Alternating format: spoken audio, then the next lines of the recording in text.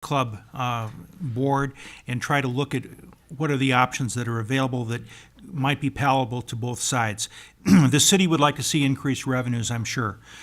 As far as the beach club is concerned, they're going to want to make sure that they maintain the quality of the club that they currently have.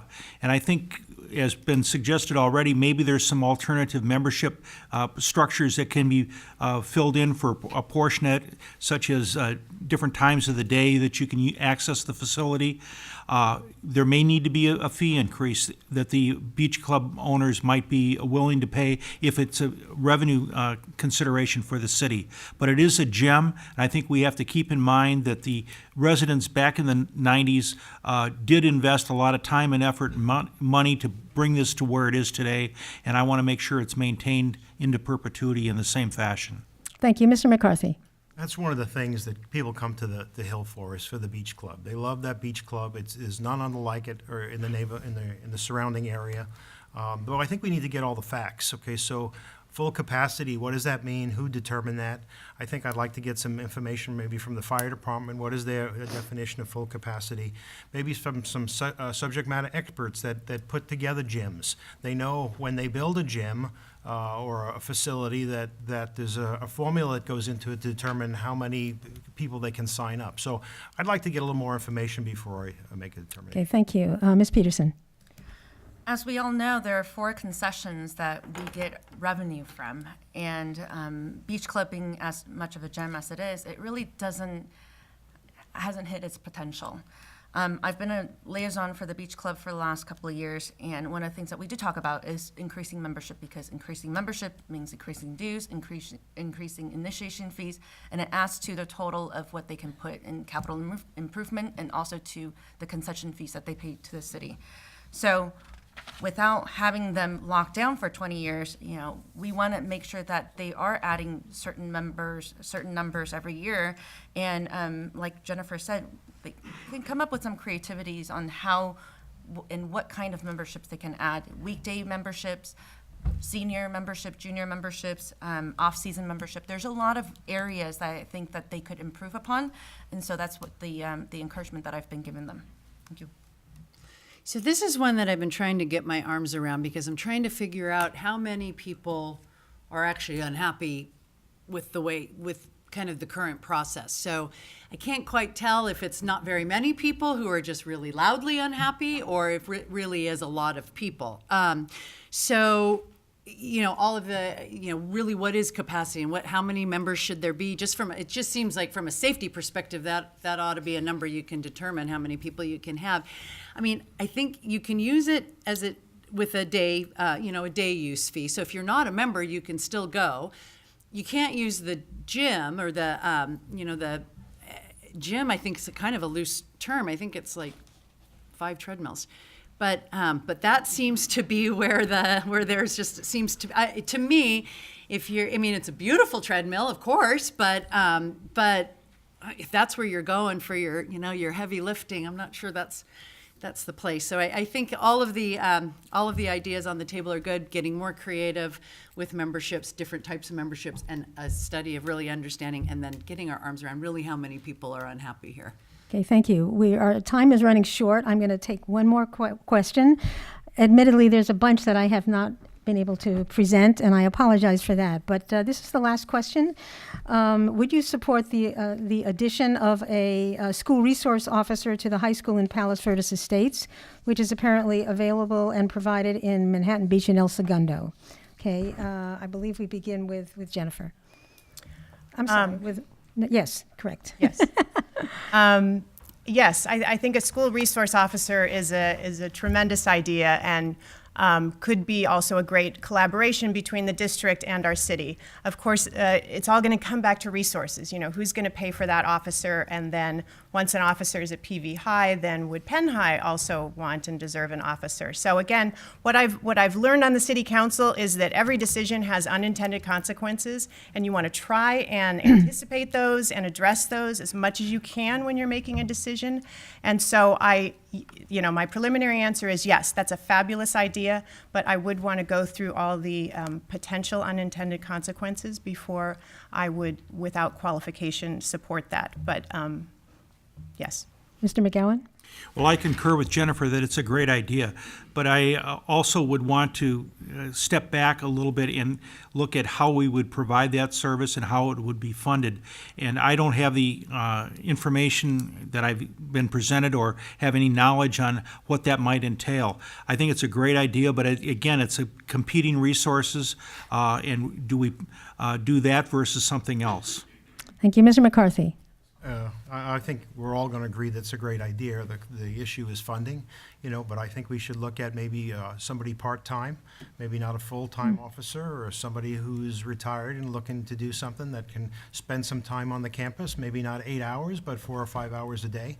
I think it's valuable for the children to see, the kids to see that there's a cop and they feel comfortable go up and talking to them. I think we get a lot of mileage out of it as a community. Ms. Peterson? Definitely would support something like this, although I think that we need to really define the scope of work of what this resource officer would do, and also if there's a way to incorporate that resource officer into our current staff, so maybe there's not a whole lot of additional costs involved. Thank you. Ms. Lozey? I would say yes, of course. On the surface, it sounds like, it's a great idea to be supported if we can. The thoughts that come to mind, we have a great volunteer police officer group, and I wonder if that's something that could be incorporated there.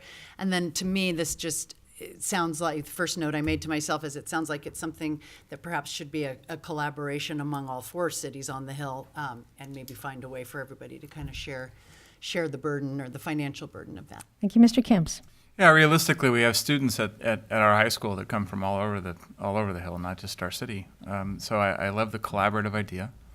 I love utilizing our reserve officers. I'm very hesitant to use existing payroll considering our pension challenges, but there's nothing more important than our kids. So I'd absolutely be open to hearing more about it and would review it, sure. Thank you. I think we're at the point where we're ready for our closing statements, and we're back to the beginning with Mr. McGowan. Thank you. Well, first of all, I'd like to thank the League and the Chamber for organizing this event tonight. But as you go out and look at your absentee ballot or your polls on March 5th, I hope you will consider my background, where I think I've got an extensive financial background, but it doesn't end with just financial. I want to take the type of analytical approach to all decisions before the City Council. In other words, we need to do an open book analysis, looking at the pros and cons of every decision, whether it be an additional officer at the school or whether it be how we deal with Butcher Hill. I want to have the complete homework done, and I want the residents to be able to understand why the council is making a choice between A versus B. I thank you and encourage you all to vote. Mr. McCarthy? Thank you all for coming and for staying, spending the evening with us. We appreciate it. I spent the last 39 years working with bad guys and cops. So I typically address everything head on. So what I'd like to do for the city is set expectations for everybody, hold people accountable, and test them and performance or evaluations and candid conversations. I love this city. I want to make it a better place to live, and I'm going to be here for a while. Thank you. Ms. Peterson? Thanks to everyone for coming, and some of you have been here for both forums, so I appreciate that. Some of the candidates are calling that the city needs new leadership. So let me paint you a picture about what the new leadership would look like if some other candidates get elected. Measure D failed. Measure E would have failed. There are some recommendations that we're looking for from the Finance Advisory Committee that are very, I would say, a little bit more simple, like grant funding or additional revenue sources, or what do we do with pensions, or things like that. And so far, not because we've been obstructing them, we're not providing them information, is that some of these studies take a long time. So I'm not quite sure if you would get the new leadership you're looking for, if you're finding people that are indecisive or cannot come up with any recommendations. So I am urging you to vote and keep incumbents, because we're voted #1 city to live in for a reason. Thank you. Thank you. Ms. Lozey? Well, I'm going to finish where I began. I'm running for city council because I strongly believe we need new leadership. I think our leaders want our residents want leaders to preserve the character of our beautiful city, and I think they want us to address financial issues head on. Leaders want Leaders who will put the needs of residents first, who will make decisions based on what residents want, not based on what City Council individually thinks is best.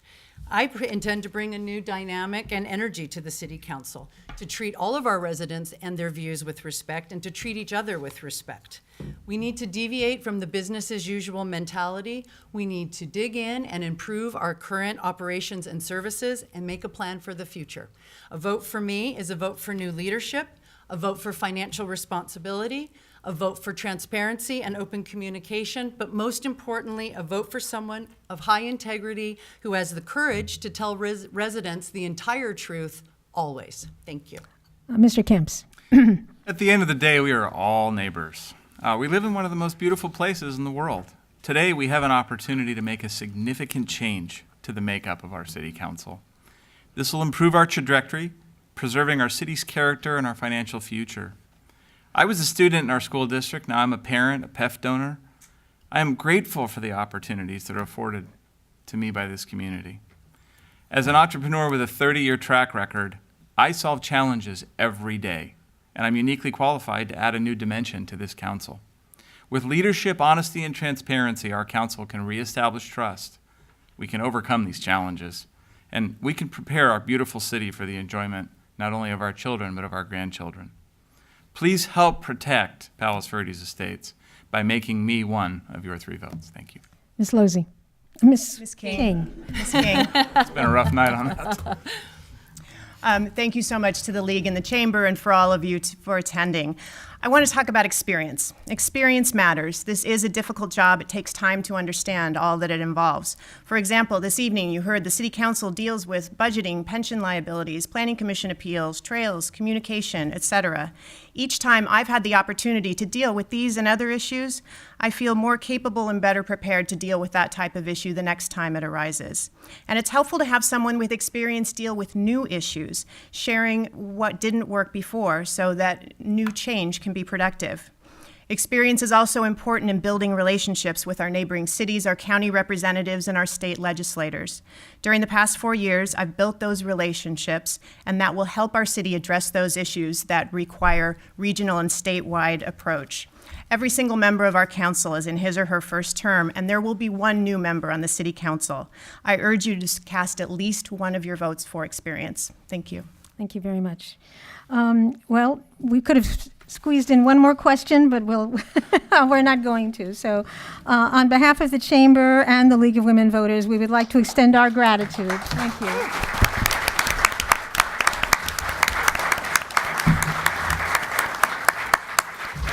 To all the candidates for being present and to all of you for being present as well.